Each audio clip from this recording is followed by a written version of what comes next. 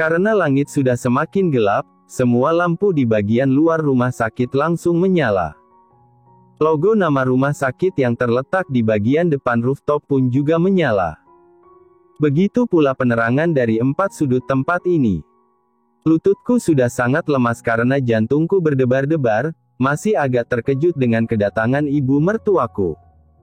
Ketika lampu mendadak menyala, aku jadi makin terkejut. Aku sibuk memikirkan jawaban macam apa yang harus kulontarkan sebagai jawaban atas pertanyaan ibu mertuaku beberapa menit yang lalu. Aku sedikit mendongak untuk menatap Elliot yang berdiri di sebelahku, tetapi suamiku itu tidak mengatakan apa-apa dan malah langsung melangkah menuju pintu di sisi rooftop. "Kenapa matamu merah, nak? Kau menangis?" tanya ibu mertuaku seraya mengikuti Elliot. "Tidak, ibu. Aku pusing. Ingin kembali ke kamarku. Lagi pula kenapa kau keluar dari kamar rawatmu dan berada di tempat ini? Lily pasti berada di sini untuk menjemputmu karena kau nekat berkeliaran, kan? Kau ini benar-benar keras kepala. Kau tidak kasihan pada Lily. Istrimu itu harus mengurus anak-anakmu, harus pula bola-balik mengawasi dan memeriksamu setiap hari di sini, tapi kau malah sulit diberitahu." Elliot tersenyum tipis ketika mendengar ibunya mengomel. Dia menoleh ke belakang untuk menatapku dan berkata, "Baby, kenapa kau masih di situ? Ayo." Aku pun menghela napas panjang, lalu setengah berlari untuk menyusul Elliot dan ibu mertuaku yang sudah hampir sampai di pintu akses tangga.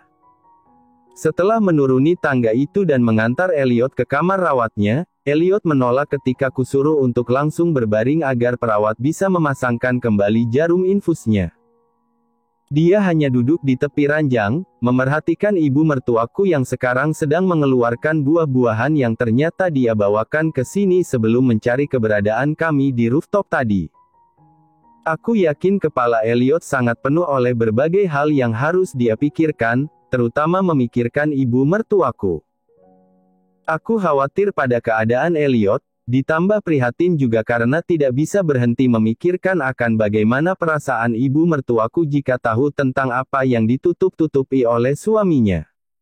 "Bagaimana, dok? Pasien harus istirahat sekarang.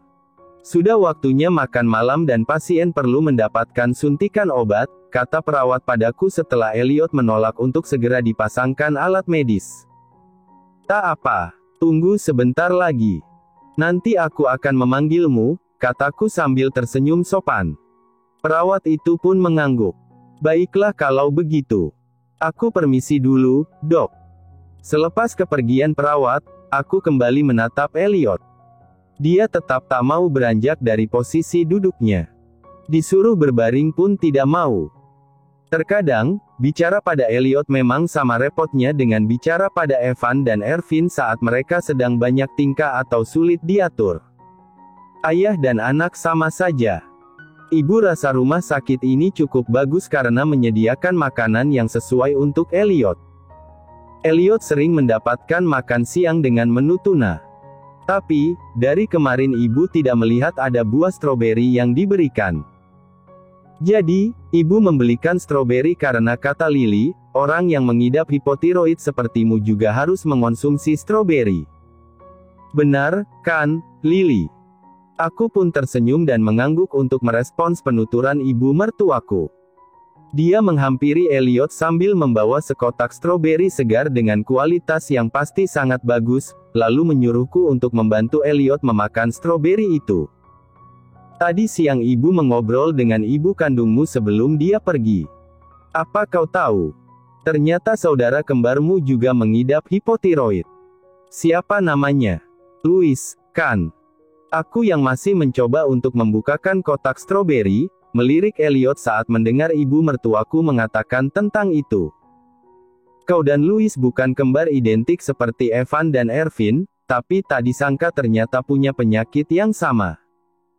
Katanya, saudara kembarmu itu baru-baru ini tes darah dan baru mengetahui kalau ternyata dia hipotiroid juga. Berarti kau lebih parah dari Louis, karena kau didiagnosis mengidap hipotiroid sejak usia 14 tahun.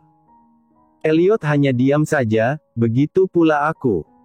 Aku sudah lebih dulu tahu kalau Louis juga punya hipotiroid, sebab sebelumnya dia adalah pasienku. Aku yang memeriksanya waktu itu dan mendiagnosis kemungkinan dia mengalami penyakit tersebut, lalu aku juga yang memberikan rujukan untuknya agar ke dokter spesialis penyakit dalam. Selagi ibu mertuaku masih mengajak Elliot mengobrol, aku pun mengambil satu buah stroberi, lalu menyuapi stroberi itu untuk Elliot. Lily, tas berisi perlengkapan anak-anakmu yang kau siapkan untuk di daycare, tadi sekalian ibu bawa ke hotel. Popok dan susu mereka ada di sana, kan? Tanyanya. Iya, ibu. Tapi, lebih baik setelah ini Evan dan Ervin aku bawa pulang saja. Jangan menginap di hotel bersamamu. Aku khawatir mereka akan membuatmu kerepotan. Justru menyenangkan jika aku bisa bermalam dengan cucu-cucuku. Kau pun jadi bisa istirahat dan tidur dengan nyenyak malam ini. Tadi mereka sedang asyik bermain dengan kakek mereka, jadi selagi mereka tidak merengek mencari-cari ibunya, kau tidak perlu khawatir. Kalau apartemenku luas, sungguh, aku akan memberikan tempat yang nyaman untukmu agar kau menginap saja bersamaku dan cucu-cucumu sementara waktu, ibu. Tidak, Lily. Ibu memilih untuk menetap di hotel yang dekat dari sini supaya tidak terlalu jauh jika ingin menemani Elliot selama dia dirawat. Aku tersenyum dan mengangguk mengerti. Kupikir ibu mertuaku akan langsung bilang kalau dia ingin kembali ke hotel setelah mengambil dompetnya yang tertinggal di sini. Akan tetapi, dia justru menatapku dan Elliot lagi secara bergantian, persis seperti bagaimana dia menatap kami di rooftop tadi. Apa yang tadi sedang kalian bicarakan tentang ibu? Kalian belum menjawab. Ibu dikhianati. Dia bertanya. Nuansa di dalam kamar rawat VIP yang luas itu mendadak hening. Saking heningnya, bahkan mesin pewangi ruangan di sudut langit-langit yang menyemprot tiap 2 menit sekali, membuatku merasa sedikit tidak nyaman mendengar bunyinya. Aku berpikir bahwa lebih baik Elliot tidak mengatakan apa-apa dulu supaya dia tidak merasa tertekan. Biar aku saja yang bicara dengan ibu mertuaku. Maka dari itu, aku bermaksud mengajak ibu mertuaku keluar dari ruangan setelah aku selesai memeriksa Elliot, agar kami bisa bicara 4 mata dan Elliot bisa istirahat. Namun sebelum aku mengatakan apa-apa, Elliot sudah lebih dulu berbaring di ranjangnya sambil berkata, "Ibu kembalilah ke hotel. Jika di luar bertemu dengan Rick, tolong suruh Rick menjemput ayah untuk ke sini. Ada yang ingin aku bicarakan dengan ayah." Aku menggigit bibir bawahku sendiri untuk melampiaskan rasa cemas. Elliot terlihat sangat tenang sekarang, walaupun ku tahu sebenarnya dia menyimpan dan menyembunyikan kekacauan pikirannya. Dia pasti merasa sangat tidak tega pada ibunya jika harus langsung memberitahu.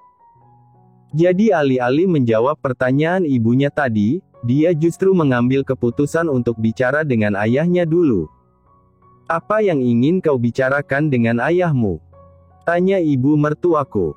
"Bukan apa-apa, ibu. Hanya membicarakan tentang kerja sama bisnis yang dia lakukan dengan ayahmu sekitar 30 tahun lalu." Aku pun meletakkan kotak stroberi ke atas nakas di samping ranjang Elliot. Ku tekan tombol untuk memanggil perawat, sehingga perawat segera datang sambil membawa beberapa alat yang dibutuhkan untuk pemasangan infus.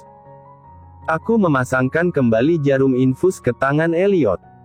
Sedikit sulit untuk mencari posisi yang tepat, sebab saking terlalu sering dia nekat mencabut sembarangan jarum infus dari tangannya. Aku memperingati Elliot dengan sangat tegas bahwa dia tidak boleh nekat lagi. Aku juga terpaksa mengancam bahwa jika kondisinya menurun dan tangannya bengkak karena luka bekas jarum infus, maka kami akan semakin lama pulang ke New York. Setelah aku selesai memeriksa Elliot, ibu mertuaku masih belum beranjak kemana-mana. Dia bahkan duduk di sofa saat aku menyuapi makanan untuk Elliot sampai suamiku itu menghabiskan makan malamnya yang disiapkan perawat. Hingga aku selesai memberikan obat untuk Elliot, aku membantunya untuk kembali berbaring. Ibu mertuaku masih belum beranjak juga, padahal Rick sudah muncul di sini dan kupikir ibu mertuaku akan segera kembali ke hotel dengan meminta diantarkan oleh Rick. Apa yang ingin kau bicarakan dengan ayahmu? Ibu mertuaku kembali mengulang pertanyaannya, seolah sejak tadi dia hanya menunggu sampai aku dan perawat selesai memeriksa Elliot. Entah benar atau tidak, tetapi dia sepertinya menyadari kalau bisnis bukanlah hal utama yang ingin Elliot bicarakan dengan ayahnya. Aku sudah menjawab pertanyaanmu tadi, jawab Elliot. Sepintar apapun dirimu, seorang ibu tetap akan sadar kalau anaknya sedang berbohong, nak. Elliot bungkam. Dia menatapku, aku pun balik menatapnya. Aku tidak tahu harus bagaimana selain menunjukkan melalui tatapanku bahwa apapun yang akan dan ingin dia lakukan sekarang, itu adalah keputusannya yang paling tepat. Aku pun berdeham pelan, kemudian memegang lengan Rick untuk mengajaknya keluar dulu, sehingga Elliot bisa bicara berdua dengan ibunya. Namun sebenarnya, aku hanya membawa Rick untuk keluar sendirian. Sementara aku tetap berada di dalam ruangan, tetapi berdiri di dekat pintu. Sehingga kapanpun situasinya mengharuskanku untuk keluar, aku hanya perlu membuka pintu dan langsung bergegas. Elliot masih tetap berbaring di ranjangnya, dia menatap ibu mertuaku di sampingnya dan berkata, aku adalah anak kandung ayah. Mendengar Elliot akhirnya mengatakan itu tanpa basa-basi, aku sedikit menundukkan kepalaku, khawatir akan merasa tidak tega dan sedih jika melihat reaksi ibu mertuaku. Sampai hampir 1 menit, aku tak mendengar respons apapun darinya. Aku pun mengangkat kepalaku lagi dan menatap ke arah ibu mertuaku yang masih duduk di sofa samping ranjang Elliot. Aku dan saudara kembarku adalah anak ayah. Wanita yang membuangku adalah selingkuhan ayah. Jika kedengarannya ini tak mungkin, mari melakukan tes DNA. Elliot makin memperjelas langsung pada intinya. Entah karena dia memang tipikal orang yang tidak suka bicara berbelit-belit, atau justru karena dia hanya ingin mempercepat pemberitahuan agar tak terlalu terluka. Ibu mertuaku masih diam. Jarang melihatnya diam dalam suatu pembicaraan, sekarang situasi ini jadi membuatku semakin risau dan gelisah. Kau tidak pantas dikhianati, ibu. Maafkan aku karena kau harus melalui hal seperti ini. Kau pasti menyesal telah merawatku. Ujar Elliot pelan. Ibu mertuaku berdiri dari duduknya. Dia mengusap-usap rambut Elliot, lalu tersenyum hangat dengan kedua matanya yang tampak berair. Jangan berpikir seperti itu. Siapa bilang ibu menyesal? Ibu tidak pernah menyesal. Kau tetap anak ibu. Elliot memalingkan wajahnya ke arah lain untuk menghindar dari tatapan ibunya. Aku menggigit bagian dalam bibir bawahku sendiri ketika kulihat Elliot sedang berusaha keras menahan diri agar tidak ekspresif dengan rasa terpukulnya. Aku bukan anakmu. Kenapa kau tetap bersikap baik padaku, ibu? Aku dilahirkan karena kebodohan suamimu. Kau seharusnya marah, lalu menunjukkan kekecewaanmu begitu aku memberitahumu bahwa aku ini anak kandung suamimu. Ibu mertuaku masih tetap berdiri di samping ranjang Elliot. Bahkan walaupun bibirnya mengulas senyum yang seperti bertujuan untuk memberikan ketenangan, tetapi tak bisa dipungkiri bahwa sorot matanya menunjukkan luka besar dan kesedihan. Namun entah apa alasannya, dia tidak terlalu syok atas apa yang Elliot katakan. Seolah dia lebih khawatir pada keadaan Elliot yang masih sakit dan memang belum pulih. Ibu sudah tahu, nak. Kau tidak perlu merasa bersalah ataupun minta maaf. Ini bukan salahmu, katanya kemudian. Elliot tercenung. Dia langsung kembali menatap ibunya dengan kedua mata yang sudah sangat memerah karena menahan air mata. Tak hanya Elliot yang tercenung mendengar perkataan ibu mertuaku itu, aku pun langsung mematung dengan perasaanku yang kaget sekaligus heran. Aku masih berusaha untuk mencerna mengapa ibu mertuaku bilang kalau dia sudah tahu. Sebab aku kupikir, ibu mertuaku tidak tahu apa-apa dan hanya mengetahui bahwa Elliot adalah anak angkatnya yang dulu dia adopsi. Tapi jika dia memang sudah tahu, lantas mengapa dia diam saja? Dia selalu rendah diri dan prihatin tiap kali bertemu dengan Evelyn Sinclair, seolah benar-benar menghargai wanita itu sebagai seorang ibu yang sudah sangat lama tidak bertemu anak kandung sendiri. Padahal ternyata, wanita itu juga merupakan mantan selingkuhan suaminya puluhan tahun lalu.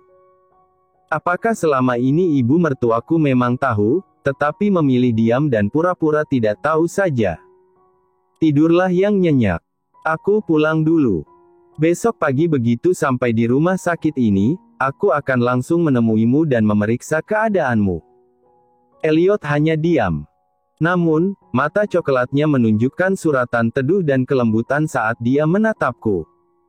Aku pun membungkuk untuk mencium dahi Elliot sembari mengelus rambutnya. Setelah itu, aku beranjak menuju pintu dan keluar dari kamar Elliot setelah meredupkan lampu. Waktu sudah menunjukkan pukul 7:30 malam. Beberapa menit yang lalu ibu mertuaku sudah keluar lebih dulu, setelah situasi yang agak menegangkan ketika Elliot mengatakan tentang ayahnya. Pembicaraan tentang hal itu berakhir ketika ibu mertuaku menjawab bahwa dia sudah tahu. Elliot hanya berdiam diri dan tidak memiliki petunjuk harus berbuat apa begitu mendengar jawaban dari ibunya. Kekhawatiran ibu mertuaku terhadap kondisi Elliot, membuatnya menyuruh Elliot untuk istirahat dan tidak perlu dulu membahas apapun yang berpotensi membuat Elliot merasa tertekan. Kemudian, ibu mertuaku beranjak keluar dari ruangan dan kupikir dia akan langsung pergi. Aku menemani Elliot selama sekitar 15 menit, menenangkan suamiku itu dan mengatakan bahwa semua akan baik-baik saja. Sampai akhirnya barusan aku menyuruhnya tidur sekaligus berpamitan pulang. Begitu aku menutup pintu kamar rawat Elliot dan berjalan beberapa langkah, aku melihat kalau ternyata ibu mertuaku masih berada di sini. Dia duduk di kursi pengunjung yang ada di sisi koridor, ditemani oleh Rick. Ibu mertuaku yang duduk dengan anggun itu tampak menggunakan beberapa lembar tisu untuk menyeka pipinya yang basah oleh air mata. Aku pun menghela napas, lalu melangkah menghampiri ibu mertuaku dan mengambil posisi di sebelahnya. "Kau baik-baik saja, Ibu?" tanyaku. Sebelum ibu mertuaku menjawab, Rick berdiri dan berkata, "Aku akan membelikan minuman dulu." Aku pun merespons dengan anggukan saja kepada Rick yang kemudian bergegas pergi. Kembali kutatap ibu mertuaku dan mengusap-usap bahunya dengan lembut. Aku tahu kalau saat masih berada di dalam kamar rawat Elliot, ibu mertuaku memang sudah menahan air matanya, terutama ketika Elliot berkata bahwa mungkin dia menyesal telah merawat Elliot. Namun, tak kuperkirakan kalau ternyata ibu mertuaku justru tenggelam dalam tangisannya setelah keluar dan duduk di sini. "Nanti setelah Rick kembali, aku dan Rick akan mengantarmu kembali ke hotel," kataku kemudian. Dari mana Elliot mendengar tentang itu? Ibu mertuaku menatapku dengan matanya yang sembab. Aku paham apa maksud pertanyaannya. Jadi, aku pun menjawab, "Elliot tahu dari Nyonya Evelyn Sinclair. Maksudku, ibu kandungnya." Elliot mendengar semuanya ketika wanita itu sedang bercerita padaku. Ibu mertuaku terdiam. Dia masih menatapku. Aku pun membasahi bibirku dengan lidah, lalu memberanikan diri untuk bertanya, "Ibu sungguhan sudah tahu tentang semuanya?" "Iya." "Sejak kapan?" "Sejak Elliot berusia 12 tahun. Tepat 6 tahun setelah ibu merawat Elliot, ibu tahu kalau Elliot adalah anak kandung ayah mertuamu." Aku makin tak menyangka mendengar itu. Kedua mataku bahkan berkaca-kaca, menatap ibu mertuaku dengan sangat prihatin. Tidak bisa kubayangkan apa yang dia rasakan selama ini. "Bagaimana kau bisa mengetahuinya?" tanyaku lagi. "Semuanya bermula karena ibu melihat ayah mertuamu menyimpan sebuah dokumen di lemari khusus di ruang kerjanya. Ibu memutuskan untuk membukanya saat ayah mertuamu sedang keluar kota. Setelah itu, ibu melihat kalau ternyata dokumen itu diterbitkan oleh salah satu bank 6 tahun sebelumnya, sekitar 2 minggu setelah tanggal pertama kali ibu menemukan Elliot di jalanan. Lalu, ibu pikir itu hanya dokumen biasa, mungkin terkait urusan keuangan kantor. Tapi setelah ibu amati, ternyata itu adalah dokumen berisi data-data dana pribadi yang ayah mertuamu berikan kepada seseorang. Jumlahnya sangat besar, mencapai $500.000. Aku diam mendengarkan.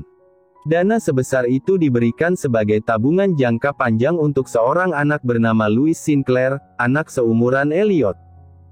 Nama wali dari anak itu adalah Evelyn Sinclair, lanjutnya.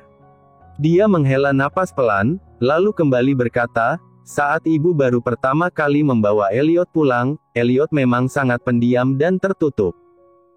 Ibu bahkan harus membawa Elliot terapi ke psikiater anak selama 2 tahun berturut-turut agar trauma yang dialaminya bisa sedikit mereda. Namun, Elliot tetap mau bicara beberapa hal pada ibu saat pertama kali ibu membawanya pulang. Dia bilang kalau namanya adalah Elliot. Elliot Sinclair, sebelum kami mengubah namanya menjadi Elliot Sherman Wesley. Lalu, tanyaku. 6 tahun berlalu, ibu malah melihat dokumen bank berisi keterangan dana yang ayah mertuamu berikan untuk seorang anak bernama Louis Sinclair, dan walinya adalah ibunya sendiri, yaitu Evelyn Sinclair. Siapa lagi para Sinclair itu kalau bukan keluarga Elliot? Aku kembali terdiam. Jika tidak ada rahasia yang ditutupi, seharusnya ayah mertuamu cerita pada ibu bahwa dia telah mengetahui keberadaan ibu kandung Elliot, sehingga kami bisa bertemu dengannya dan menjelaskan bahwa Elliot telah kami adopsi selama ini. Benar, kan? Kuanggukkan kepalaku untuk merespons perkataannya. Tapi, ayah mertuamu tidak bilang apa-apa. Seolah dia memang sudah tahu siapa ibu kandung Elliot. Dan kalaupun dia mengetahuinya setelah menyelidiki, mengapa dia tidak memberitahu ibu dan malah mengirimkan dana tabungan sebesar itu untuk satu anak lainnya dari wanita yang menelantarkan Elliot? Ibu tidak sengaja menemukan beberapa hal, sampai akhirnya ibu tahu, Elliot memang anak kandung ayah mertuamu. Aku tetap mengunci mulutku, mendengarkan semua yang ibu mertuaku katakan. Sejak saat itu, ibu tahu kalau ayah mertuamu selingkuh dengan wanita bernama Evelyn Sinclair. Tapi, ibu tidak pernah tahu siapa Evelyn Sinclair, bagaimana rupa dan wajah wanita itu, tidak tahu di mana wanita itu berada, dan di mana dia tinggal bersama anaknya yang satu lagi. Karena ibu memang tidak mau mencari tahu. Yang ibu tahu hanya Elliot adalah anak kandung ayah mertuamu. Apakah ayah tahu? Maksudku, apakah ayah tahu kalau ibu mengetahuinya? Tanyaku kemudian. Tidak. Tentu tidak, jawabnya sambil tersenyum getir. Kenapa? Kenapa kau diam saja, ibu? Lily, terkadang hidupmu akan terasa jauh lebih baik jika kau tutup mata terhadap beberapa hal. Aku bungkam. Sejak ibu masih sangat muda dan bahkan belum menikah, keinginan terbesarku adalah menjadi seorang ibu yang baik. Aku sering berandai-andai memiliki anak yang kuajak bermain ke taman setiap akhir pekan. Berandai menghabiskan waktu di rumah bersama anak-anakku, mengasuh anak sebaik mungkin, dan memberikan kasih sayang yang besar untuknya. Dia memberi jeda sejenak. Wajahnya yang tetap cantik dan anggun meski telah sedikit keriput, terlihat pedih ketika dia menyunggingkan senyum. Dilihat dari sisi manapun, dia sungguh awet muda dan tak tampak seperti wanita yang usianya mendekati 60 tahun. Sesaat setelah itu, dia melanjutkan, tapi nyatanya, setelah lebih dari 7 tahun menikah, ibu tidak kunjung hamil. Mustahil mendapatkan semua keinginan ibu untuk memiliki anak, karena ternyata ibu punya masalah kesuburan yang cukup serius dan tidak bisa melahirkan anak dari rahim sendiri. Ibu sangat marah dan kecewa pada diri sendiri saat itu, pun juga merasa bersalah pada ayah mertuamu karena tidak bisa memberinya keturunan. Aku makin bungkam dengan setetes air mataku yang mengalir. Memang bisa saja mengadopsi anak dari panti asuhan, tapi kami belum mau melakukannya. Kami malah lebih dulu menemukan Elliot. Ketika Elliot datang, semuanya seperti berubah. Ibu bisa merasakan semua keinginan ibu, Lily. Ibu bisa mendapatkan apa yang ibu inginkan, yaitu seorang anak, katanya sambil kembali tersenyum. Ibu sangat mencintai ayah mertuamu, sehingga tentu saja rasanya sangat sakit hati, kecewa, dan benar-benar hancur setelah mengetahui bahwa dia selingkuh. Dia bahkan menutupi kebenaran bahwa Elliot ternyata adalah anak kandungnya sendiri. Kalau dari awal ibu tahu anak yang kami adopsi itu merupakan anak dari hasil perselingkuhannya, ibu pasti akan memilih untuk pisah dan cerai. Aku terpegun dan menatapnya dengan sendu. Tapi ternyata, ibu baru mengetahuinya setelah 6 tahun merawat dan mengasuh Elliot. Ibu adalah orang yang sangat menghargai waktu. 6 tahun bukanlah waktu yang sebentar, Lily. Elliot tumbuh dengan baik bersama ibu. Satu hari pun sangat berharga bagi ibu setelah bisa merasakan rasanya membesarkan seorang anak. Kepalaku sedikit tertunduk ketika aku sibuk menghapus air mata di pipiku. Ibu sudah terlanjur menyayangi Elliot seperti anak kandung ibu sendiri. Sempat terpikir untuk cerai saja. Tapi jika ibu minta cerai, ibu pasti tidak akan bisa bersama Elliot lagi. Karena Elliot adalah darah daging ayah mertuamu dan pasti hak asuh Elliot tetap berada di tangannya. Aku turut prihatin. Itulah mengapa aku memilih untuk tutup mata saja dan pura-pura tidak tahu. Oh, masa lalu telah terjadi. Masa lalu harus tetap berada di masa lalu. Kuyakin ayah mertuamu tidak pernah macam-macam lagi dengan wanita lain setelah semua kejadian itu. Kalaupun ternyata dia macam-macam, ibu tak mau tahu dan lebih baik tak perlu cari tahu. Ibu hanya menginginkan Elliot. Dia tersenyum padaku, lalu melanjutkan, dan yang penting, setiap hari ibu merasa senang menyaksikan Elliot bertumbuh. Senang melihat Elliot masuk sekolah, merasa bangga karena dia selalu menjadi siswa unggulan berkat kecerdasannya, tetapi di waktu yang bersamaan juga sering merasa geram karena dia adalah anak yang cerdas namun suka membuat onar dan berkelahi di sekolah. Aku balas tersenyum padanya. Lalu ibu bisa melihat anak ibu mengenal wanita, bertemu banyak orang, masuk kuliah, menjadi pebisnis andal meneruskan jejak ayahnya, dan menikah hingga punya anak. Itu adalah hal yang kuinginkan sejak masih muda, yaitu membesarkan anak.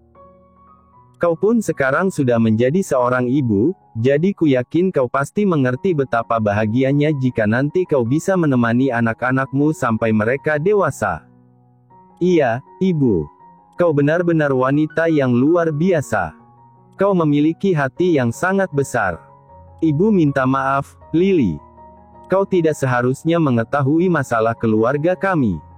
Kau berasal dari keluarga yang tak banyak masalah, sehingga ini pasti membuatmu merasa sangat tidak nyaman. Segera ku gelengkan kepalaku. Asal ibu tahu, ayahku terlalu sibuk dengan pekerjaan dan selalu mengabaikanku, bahkan dia tidak pernah mencariku sama sekali setelah aku pergi dari New York. Semenjak ibuku meninggal, aku merasa sendirian, seperti tidak punya keluarga sebagai rumah untuk pulang.